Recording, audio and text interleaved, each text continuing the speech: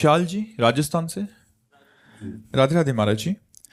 महाराज जी, उमा राम सम हित जग माही, गुरु पितु मातु बंधु प्रभु नाही, सुर नर मुनि सबके यह रीति, स्वार्थ लागी करह सब प्रीति। गुरुदेव, इस चौपाई में भगवान शिव ने कहा है कि राम जी के समान संसार में कोई हित प्रेम नहीं कर सकता। गुरुदेव, सबके लिए कहा, उसमें तो कुछ संशय नहीं है, लेकिन गुरु के लिए क्यों कहा? गुरु सच्चा। हाँ, इसमें सूक्ष्म विचार है कि भगवान और गुरुदेव अभेद होते हुए भी भगवान के स्वभाव और प्रभाव में गुरुदेव के स्वभाव और प्रभाव में अंतर है। समझ पाएंगे? अभेद है। जो गुरुदेव हैं वही परब्रह्म परमात्मा भगवान श्री राम है, वही परब्रह्म गुरुदेव हैं। गुरुर् ब्रह्मा गुरुर्विष्णु गुरुर्देव महेश्वरः गुरु साक्षात परब्रह्म तस्मै श्री गुरुवे नमः। परब्रह्म परमात्मा गुरुदेव हैं और परब्रह्म परमात्मा भगवान राम है, लेकिन अंतर है। गुरुदेव हमारे शिक्षक के रूप में आए हैं, हमें गाइड करने के रूप में आए हैं। अगर थोड़ी भी गलती हुई तो हमारे लिए दंड विधान कर देंगे, अधिक गलती हुई तो हमारा त्याग कर देंगे, लेकिन भगवान नहीं। एक बार आचार्य श्री विठल नाथ जी महाराज और कृष्णदास जी, ये वल्लभाचार्य भगवान के परिकर हैं, त्याग कर दिया आचार्य चरण ने कृष्णदास जी का। तो एक दिन कृष्णदास जी भ्रमण कर रहे थे तो एक दुकान में देखा गरम गरम जलेबी बन रही थी। बहुत प्यार करते थे श्रीनाथ जी से। एकदम मन में आया कि यार ये श्रीनाथ जी को भोग लगता तो आंख मूंदी और ध्यानस्थ होकर श्रीनाथ जी का ध्यान किया और थाल में भरकर भाव से जलेबी समर्पित की। तो जब विठलनाथ जी ने भगवान का पर्दा हटाया तो वहां देखा थाल में जलेबी पा रहे ठाकुर जी। तो उन्होंने कहा, जय जय, बाजार का भोग तो लगता नहीं, आप ये जलेबी कहां से पा रहे हैं? तो कहा कृष्णदास ने समर्पित किया है। तो कहा उनका तो हमने त्याग कर दिया है। तो बोले आप आचार्य हो, आप गुरु हो, आप त्याग कर सकते हो, लेकिन हम जिसे एक बार स्वीकार करते हैं उसे कभी त्यागते नहीं। प्रभु का स्वभाव है विमुख भय निमिषो न अकृपा, जब चितए तब वैसे। अगर आप विमुख भी हो गए भगवान से और फिर जब लौटोगे तो आप देखोगे कि भगवान आपको वैसे ही प्यार करते हैं। दूसरा उदाहरण, जगन्नाथ जी की सेवा में जो जगन्नाथ जी के श्रीअंग पार्षद रहते हैं, उनमें से एक अंग पार्षद का गलत संग हो गया तो एक वैश्या में आसक्त हो गए और जगन्नाथ जी से जो भेंट जो सामग्री मिलती सब वैश्या को देते। ये जब बात जगन्नाथ जी के पार्षदों को पता चली तो सबने संगोष्ठी की और उनको बैठाला और कहा, आप या तो जगन्नाथ जी की सेवा स्वीकार करो या वैश्या का संग। तो उन्होंने कहा, मैं वैश्या का संग स्वीकार करता हूं। हट गए जगन्नाथ जी की सेवा से, जगन्नाथ जी की सेवा छोड़ दी। जो वैभव था वो वैभव लेकर वैश्या के संग हो गए। अब आप देखो, उन्होंने जगन्नाथ जी का त्याग कर दिया। समय व्यतीत हुआ, उनका शरीर पूरा हुआ तो जगन्नाथ जी ने प्रकट होकर अपने पार्षद से कहा, सोते हुए पार्षद से, कि कल प्रातःकालीन हमारे उन भक्त की वैसे ही सेवा होगी, अंत्येष्टि क्रिया, जैसे जगन्नाथ जी कहते हैं हमारे अन्य पार्षदों की हुई है। तो उनका प्रभु, उन्होंने तो आपको त्याग दिया था। बोले वो त्याग सकते लेकिन मेरा स्वभाव नहीं, एक बार जिसे मैंने स्वीकार किया उसे त्याग नहीं सकता। इसलिए उमा राम समान प्रभु का नहीं। प्रभु ऐसा स्वामी ऐसा कहीं नहीं मिलेगा। जो आप कह रहे गुरु, भाई, माता, पिता, इनमें सब में महिमा है अपनी अपनी। श्रेष्ठ भगवान की कृपा है। भगवान की कृपा से ही गुरु कृपा प्राप्त होती है और गुरु कृपा से ही भगवान की कृपा का परिचय प्राप्त होता है। पर यहाँ जो कहा उमा राम सम हित जग माही गुरु पितु मातु बंधु को नहीं, उसका भाव यही है कि गुरु भी त्याग देगा तो भगवान नहीं त्यागेंगे। ये बात पक्की समझ लो। भगवान का स्वभाव है कि भगवान एक बार जिसे पकड़ लेते हैं उसे कभी छोड़ते नहीं हैं। वो चाहे कितना भी पतित क्यों ना हो जाए, लेकिन गुरु त्याग कर देंगे। गुरु प्रगट में डांट लगा देंगे, गुरु सभा में खड़ा करके उसे अपमानित करके बाहर निकाल देंगे। लेकिन मेरे भगवान इतने करुणामय है कि उसको भी भगवान कृपा करके साम दाम दंड भेद से सीधे लाकर एक दिन महान भक्त बनाकर ही छोड़ेंगे। अच्छा, स्वार्थ लाग करे सब प्रीति, ये पक्की बात है। लेकिन दो को गोस्वामी जी ने कहा, स्वार्थ रहित जग जुग उपकारी, तुम तुम्हार सेवक असुरारी। स्वार्थ रहित जो दो हैं, एक तो भगवान और एक भगवान का प्रेमी महाभागवत भक्त। ये मुनि के अंतर्गत नहीं आते, ये मुनियों से भी आगे बढ़े हुए हैं, जो अपनी भक्ति के द्वारा भगवान को अपने अधीन कर लिए हुए हैं। ऐसे प्रेमी महाभागवत और भगवान दो स्वार्थ रहित हैं, जिन्होंने ये चौपाई लिखी गोस्वामी जी ने कि स्वार्थदत्त सब ऋषि मुनि परिवार बंधु संसार में जिधर देखो सब स्वार्थ का तांडव हो रहा है। वही स्वार्थ रहित जग जुग उपकारी, तुम तुम्हार सेवक असुरारी। बात समझ में आ रही ना जी। शिवम गुप्ता जी मुंबई से। राधे राधे महाराज जी। महाराज जी, भक्ति में जब आंखों से आंसू बहते हैं तो क्या ये कमजोरी का प्रतीक है या आत्मा की असली शक्ति और ईश्वर के प्रति प्रेम का प्रकट होना है? अब वो आंसू थोड़ा सही होने चाहिए। केवल भगवत ध्यान से युक्त होकर जब आंसू बह रहे हैं, हमारे चिंतन में भगवान है, हमारे ध्यान में भगवान है, तो वो भगवत प्रेम के आंसू होते हैं, वो भगवत संबंधी आंसू होते हैं। और भगवान की चर्चा चल रही, याद किसी और घटना की आ गई और आप रो पड़े तो दिखाई दे रहा भगवान में रो रहे हैं, तो वो खास बात नहीं है। खास बात है कि यदि हृदय से भगवान का ध्यान हो रहा है और भगवान के चिंतन में या भगवान की गाढ़ प्रेम की स्थिति में आंसू बह रहे, गदगद सुर नैना सजल दंपति रस रहे भीन, ये सबसे बड़ी स्थिति है। पर अभी वो स्थिति के आंसू नहीं है, अभी सात्विक भाव के आंसू है।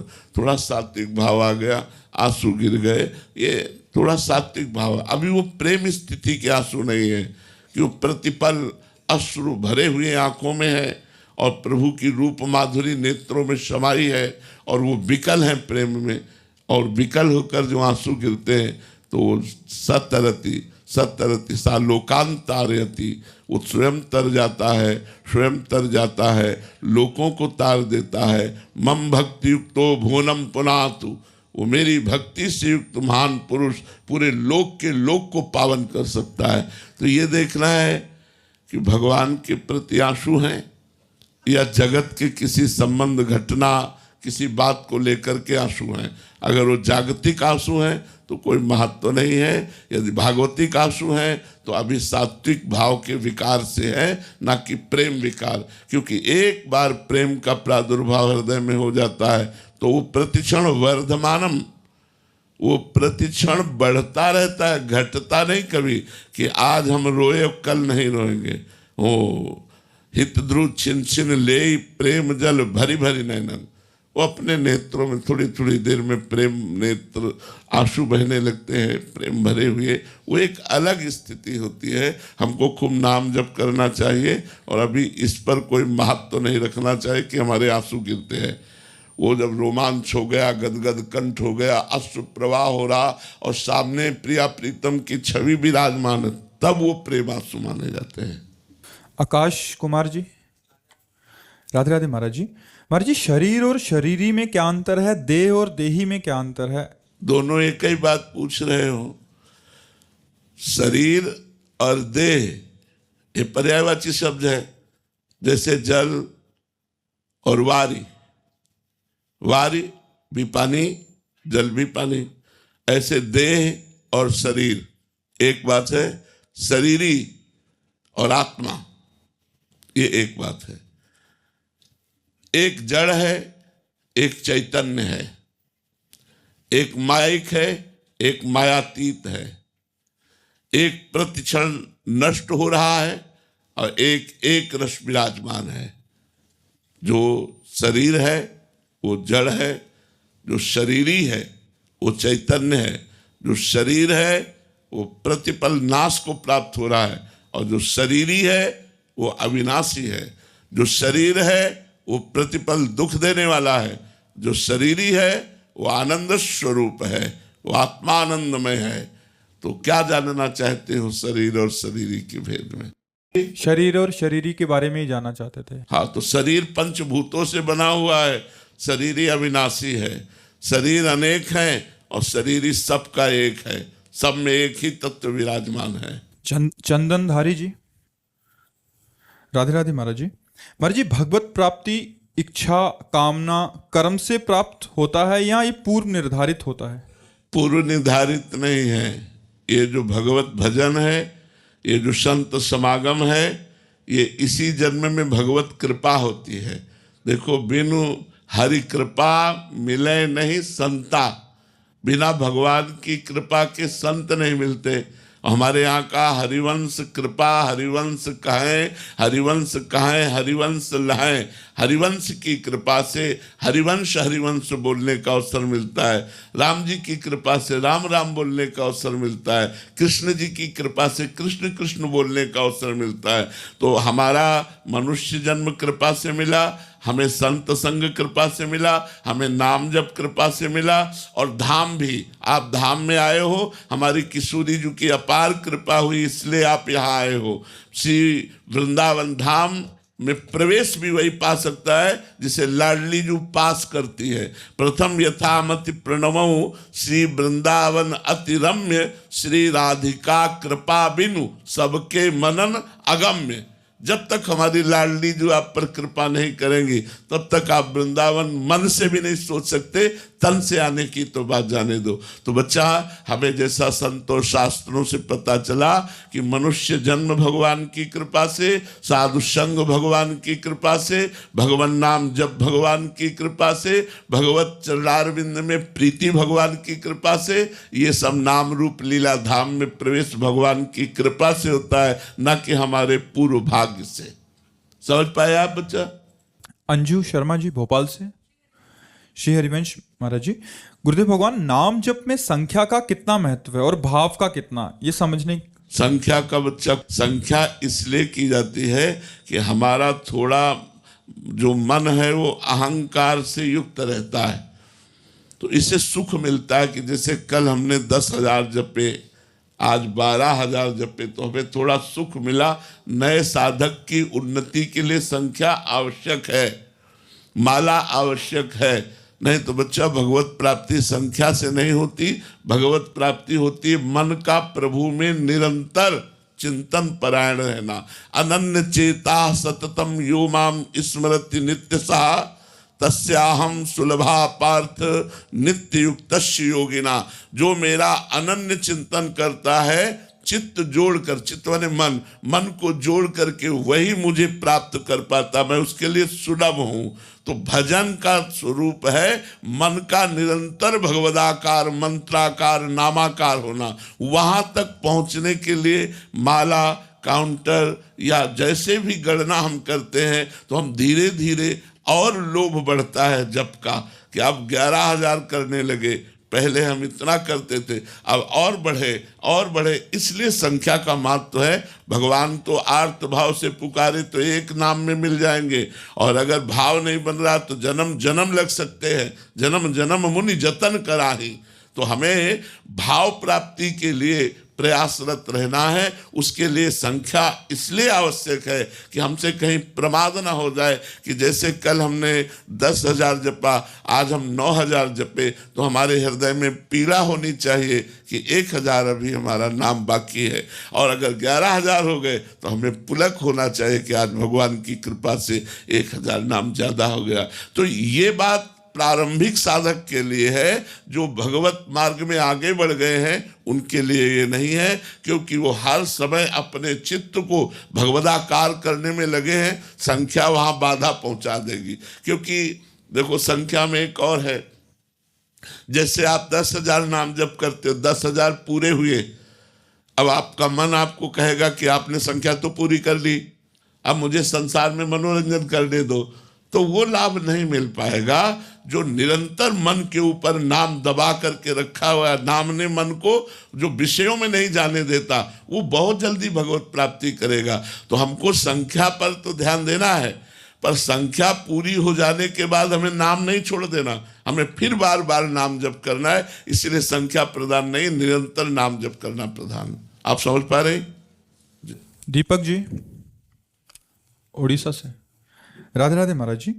महाराज जी, आपके श्रीमुख से हमें एक दिन में अधिक से अधिक नाम जप करना चाहिए और निरंतर करना चाहिए, ऐसा सुनने को मिला। पर मानसिक जाप जिसमें नाम को लिखकर देखा जाए और सुना जाए, वो उपांशु नाम जप से अधिक लाभप्रद बताया गया है। कई बार मैं नाम को लिखकर देखकर जप करने का अभ्यास भी करता हूँ, पर दिन भर में थोड़े ही नाम जप पाता हूँ। मन में जलन होती है कि अधिक नाम नहीं जप कर रहा, तो मैं क्या सही कर रहा हूँ? थोड़ा थोड़ा अभ्यास। हाँ, थोड़ा ध्यान देने का विषय कि हमारा वर्तमान का समय नाम में जाना चाहिए। बस आप इस बात पर आओ। ये जो हमारा वर्तमान का मिनट है, इसमें हमारा नाम नहीं छूटना चाहिए। और वर्तमान में नाम चल रहा है हर मिनट, क्योंकि हर समय हम वर्तमान में ही जीते हैं।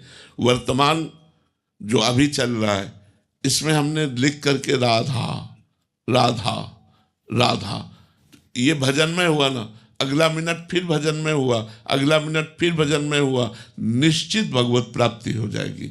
निश्चित अगर कोई कामना करते हो आप तो उसकी पूर्ति हो जाएगी। आप केवल करते रहिए। जैसे आपने अभी बताया ना, ये सर्वोत्तम भजन है। हाँ, अगर संख्या पे गिरा जाए तो इस पर कम संख्या होगी, लेकिन परिणाम फल पर गिना जाए तो जो 1,000 बार राधा राधा बोला जबान से, राधा राधा राधा, उसका जो फल होगा वो 100 बार ऐसे बोला उपांश, और उसका जो फल होगा एक बार बोला लिख के राधा राधा। अंदर से जबान बंद है, कोई चेष्टा नहीं, आंखों के सामने राधा नाम लिखा है, कान वही सुन रहे हैं, हृदय उसी में डूबा है। इसे मानसिक कहते हैं। सर्वश्रेष्ठ मानसिक जप, फिर उपांश, फिर वाचिक जप। लेकिन अगर हम मानसिक की महिमा सुनकर एकदम मानसिक में आए तो बराबर नहीं रह पाएंगे, हमारा नाम छूट जाएगा। तो हमको प्रयास करना है, जितनी देर हम मानसिक में रहे, लिखित नाम श्रवण करते हुए उसी में तदाकार। और अगर मन भाग रहा है तो उपांशु में लावें, अगर उससे भी भाग रहा है तो हम फिर वाचिक में ले आवे। हमको नाम चलाना है, और मानसिक उपांश उसके चलाने की प्रक्रिया है। लेकिन अगर मानसिक चल रहा है तो बहुत बड़ा लाभ मिल रहा है। मतलब 1,000 बार कहाँ नाम, कहाँ 100 बार नाम, और कहाँ 1 बार नाम। वाचिक से 1,000 गुना बढ़ करके है मानसिक नाम।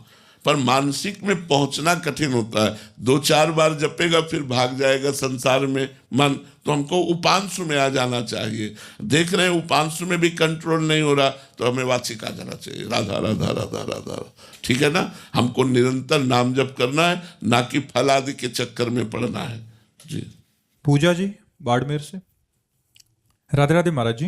महाराज जी, संतों के श्रीमुख से सुना है कि भगवत प्रेम का मार्ग कृपा साध्य है, साधन साध्य नहीं है, एवं भावों का प्रकट होना भी प्रभु का कृपा प्रसाद। लेकिन एक बात इसमें समझनी पड़ेगी कि कृपा किसे कहते हैं। मन क्रम बचन छाड़ चतुराई, और भजत कृपा करवे रघुराई। हम ये सोचे कि हम बैठे रहे हमें प्रेम प्राप्त हो जाए तो फिर सबको प्रेम प्राप्त हो जाना चाहिए। प्रेम उसी को प्राप्त होता है जो डट कर भजन करता है। जो विषयों से लड़ता है, गंदी बातों को अपने मन में, गंदी बातों को अपने तन में, गंदी बातों को अपने दिमाग में नहीं आने देता, लड़ता है वो भजन करते हुए, प्रयत्नशील है, रात दिन भजन परायण है, उसी पर कृपा उतरती है। कृपा का मतलब ये नहीं है कि आप बैठे रहो कायर बन करके, आपको दिव्य अनुभूतियां हो जाए, आत्मबोध हो जाए या भगवत प्रेम हो जाए। साधना ही साध्य को प्रेरित करके कृपा करवाती है। अगर साधना नहीं है तो फिर आप लोग सब देख लो कहाँ प्रेम प्राप्त है। और जो साधन में लगे हुए हैं संत जन, गृहस्थ जन, ब्रह्मचर्य का पालन, झूठ ना बोलना, कम भोजन पाना, पवित्र विचार रखना, गंदे आचरण ना करना, रात दिन नाम जप करना, उन्हीं के तो आंसू आते हैं, उन्हीं को तो विकलता आती है, वही तो दिव्य भाव को प्राप्त होते हैं। तो हम लोगों को ये समझना है कि जो एक कहा जाता है कि यह गुण साधन ते नहीं होई, तुम्हारी कृपा पाव कोई कोई, तो कृपा उसी के ऊपर मानी जाती है जो खूब साधना रत होता है। भगवान उसको साधना रत देखकर, प्रयत्नशील देखकर कृपा कर देते हैं और कृपा से अपनी अनुभूति कराते हैं,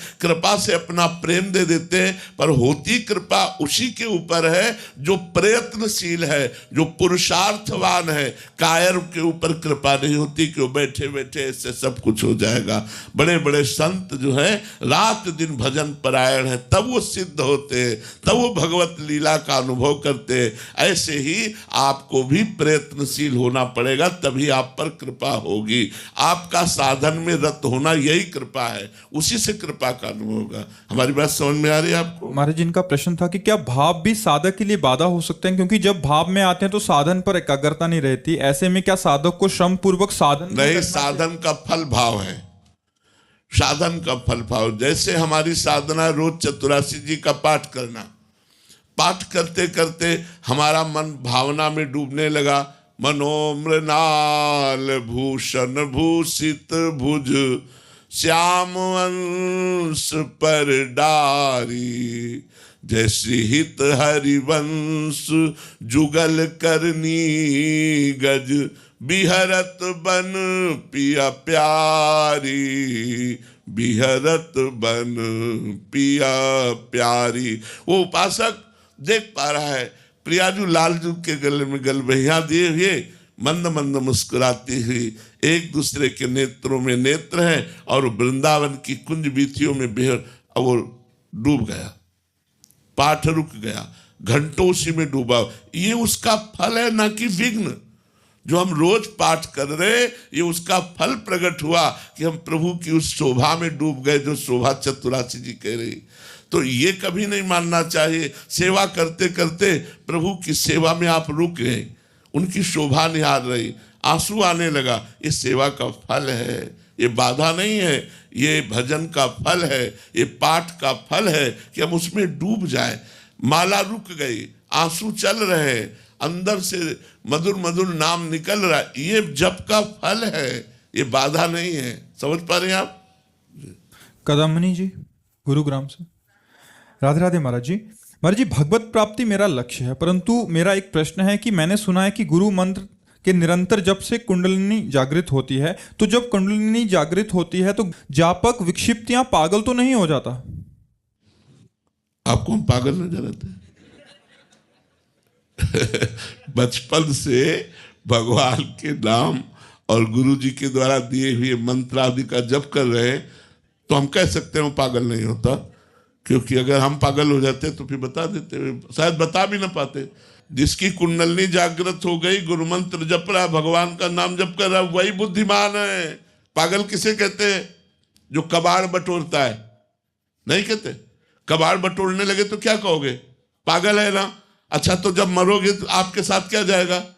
न मकान, न बैंक बैलेंस, न पद, न प्रतिष्ठा। तो कबाड़े तो बटोरा यार, कबाड़े तो बटोरा, बेकार की पूरी जिंदगी कर दी। अगर राम नाम जप किया, राधा नाम जप किया, कृष्ण नाम जप किया, ये धन है, ये आपके साथ जाएगा, वास्तविक धन ये है, और तो सब व्यर्थ का है। तो पागल तो वो है जो संसार में रत होकर अपने जीवन को भगवत विमुख बिता दिया।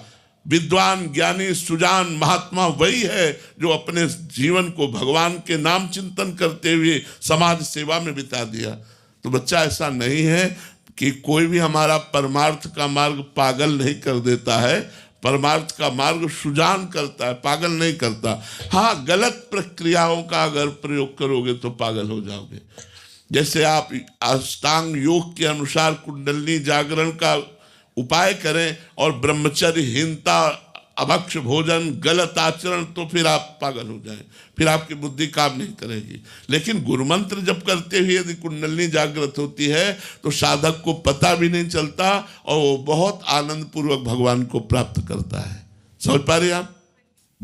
ऐसे ना हो जाए, ऐसे ना हो जाए, ये माया जो है ना मेरे ऊपर हावी हो जाती है, तो मैं कहीं इनको लगता है कि फिर कहीं ये मतलब विक्षिप्त ना हो जाए। नहीं नहीं नहीं नहीं, एक मिनट भी हम अपना व्यर्थ ना जाए ऐसा प्रयास करते हैं, वो क्या गुरु और हरि की कृपा से पार होता है।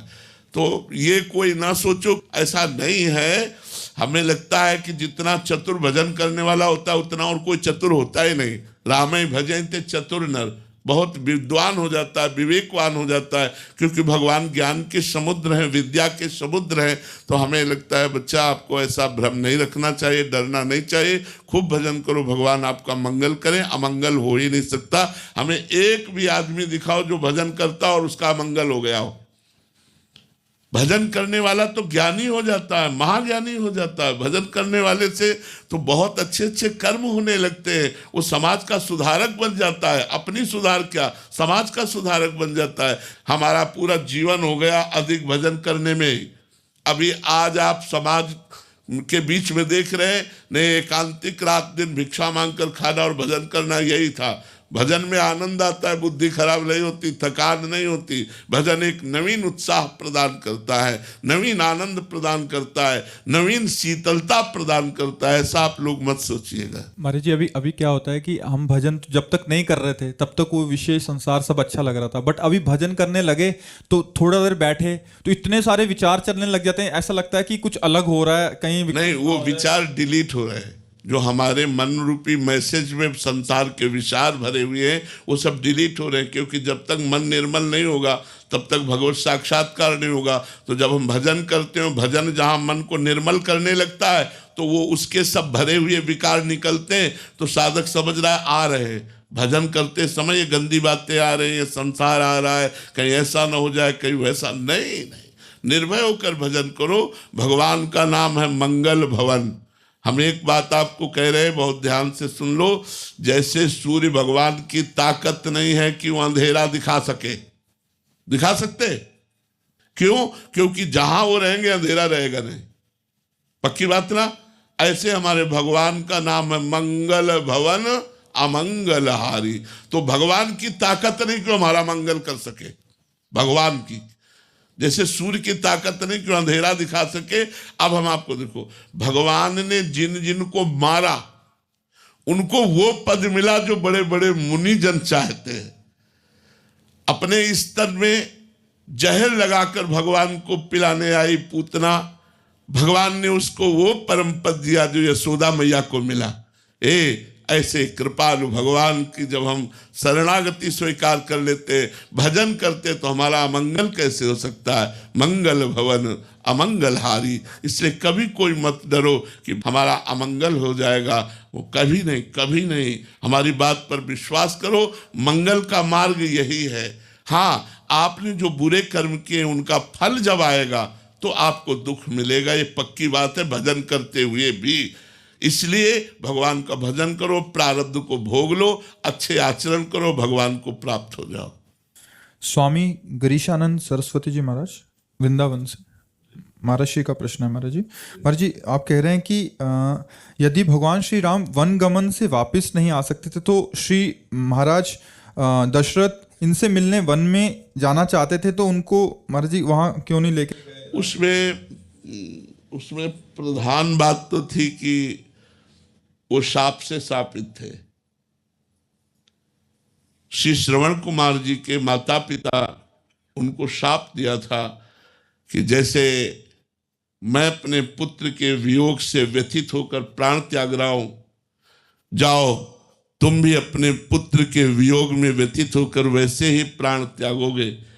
इसलिए सचिव के साथ जा सकते थे, जैसे सचिव गए थे वैसे जा सकते थे, लेकिन उनकी स्थिति तुरंत उस श्राप के वशीभूत ऐसी हो गई कि उनको प्राण ही त्यागना पड़ा। कोई अन्य विचार उनको रोक ही नहीं पाया। सचिव जी जे ही आके बोले कि भगवान, तो बस उन्होंने अपने प्राण त्याग दिए। वो श्राप के अधीन थे, नहीं तो मैया कौशल्या भी तो अपने प्राणों को रख रही, मैया सुमित्रा भी तो अपने प्राणों को रख रही, ऐसे दशरथ जी भी अपने प्राणों को रखते भगवान के दर्शन की आशा में, पर वो इसलिए नहीं रख पाए कि श्रवण कुमार के माता पिता का शाप था और भगवान विधान का स्वयं संरक्षण करते हैं। अगर किसी ब्रह्म ऋषि के द्वारा शाप हुआ तो भगवान स्वयं स्वीकार कर लेते। जैसे देवर्षि नारद जी ने शाप दिया भगवान को कि जैसे मैं स्त्री के वियोग में दुखी हो रहा हूं, ऐसे तुम भी होगे। जो मुझे बंदर का स्वरूप दिया वही तुम्हारी सहायता करेगा। तो भगवान ने स्वीकार किया। भगवान सर्व सामर्थ्यशाली होते हुए भी श्रवण कुमार के माता पिता का शाप नहीं मिटाया, और उसी शाप से पीड़ित होकर महाराज दशरथ जी को भगवत स्वरूप में ना स्थित होकर स्वर्ग में जाना पड़ा। नहीं तो राम राम कहने का फल है सीधा भगवत साक्षात्कार का जो फल होता है, परम पद की प्राप्ति, वही होना। देखो जटायु जी भगवान का स्मरण करते हुए जब शरीर भगवान की गोद में छोड़ रहे हैं तो गीध देह तज धरि हरि रूपा, भगवान के स्वरूप को प्राप्त हो रहे, और दशरथ जी स्वर्ग को प्राप्त हो रहे। दशरथ जी भगवान के स्वरूप को प्राप्त नहीं, स्वर्ग को प्राप्त। और जब रावण मारा गया, महाराज दशरथ जी आए, भगवान ने स्वरूप बोध कराया, तो दशरथ जी मोक्ष पद को, भगवत परम पद को प्राप्त हो गए। ऐसा हमने गुरुजनों से सुना, संतों से सुना। आपकी क्या राय? ठीक जी। अंजना सिंगला जी दिल्ली से। राधे राधे महाराज जी। महाराज जी, मैं जानना चाहती हूँ कि हम जब किसी भी धार्मिक स्थान पर जाते हैं परंतु फिर भी वहां जाकर हमारा मन भक्ति में क्यों नहीं लगता? मन घर में भागता है, बार बार चिंता करता है। क्योंकि उसका अभ्यास है।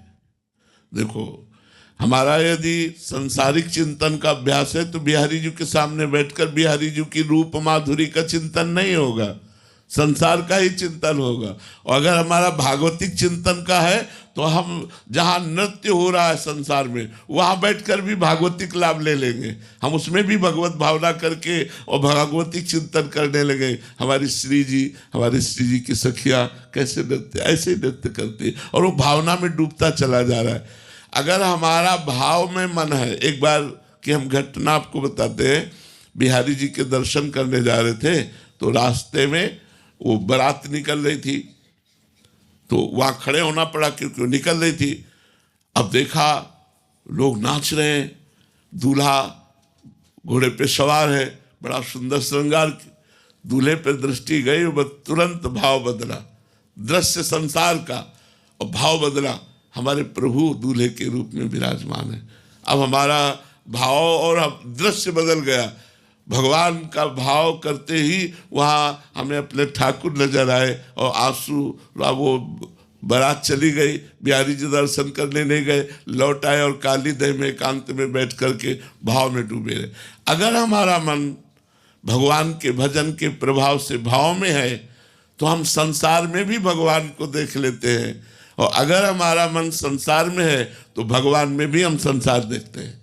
बिहारी जी जाओ तो आप बिहारी जी नहीं देखोगे, संसारिकता देख पाओगे। इसीलिए हम कहते हैं खूब नाम जप करो जिससे हमारा मन पवित्र हो जाए। घर को ही मंदिर मान लो, परिवार के सदस्यों को ही भगवान की पूजा मान लो, और नाम जप करो और अपने कर्तव्य को करो, तो इसी से भगवत प्राप्ति हो जाएगी। कहीं भागने की जरूरत नहीं है, हमें भाव सुधारने की जरूरत है। और भाव शुद्ध तब होता है जब अनर्थ का नाश हो जाता है। काम, क्रोध, लोभ, मोह, मद, मत्सर, ये अनर्थ है, और ये सब भजन से नष्ट होंगे। इसलिए हमें खूब नाम जप करना चाहिए, तभी हमारा भाव सुधरेगा। देखो, भाव की ऐसी बात होती है। पूज्य पंडित गया प्रसाद जी महाराज ऐसे बैठे हुए थे, और एक ब्रजवासिनी अपने माथे पे गोबर की छपरिया रखे हुए, डलिया रखे हुए, और अपने लड़के को हाथ में, और वो बाल भाव के उपासक थे। देखते ही उनका भाव बदल गया। यशोदा मैया जा रही और लाला श्री कृष्ण उनकी अंगुली पकड़े हुए, और वो घंटों भाव में मगन रहे। भाव का ये होता है दृश्य संसारिक, और भावना में वो भागवतिक डूब गए। तो हमें भाव की जरूरत है, हमारे भगवान को केवल भाव की जरूरत है, हमें भाव प्राप्त हो जाए। भगवान कहते भाव का भूखा हूं मैं, और भाव ही एक सार है, भाव से मुझको भजे तो भाव से बेड़ा पार है। भाव बिन सुनी पुकारे मैं कभी सुनता नहीं, भाव पूरित टेर ही करती मुझे लाचार है। भाव भाव जितना भाव आ जाएगा उतने जल्दी भगवान की प्राप्ति, उतने जल्दी हमें आनंद की प्राप्ति होगी। तो हम नाम जप के द्वारा भाव प्राप्त करें तो हमें सांसारिक दृश्यों में भी भागवतिक आनंद मिलने लगेगा। और अगर हम भाव नहीं है तो भागवत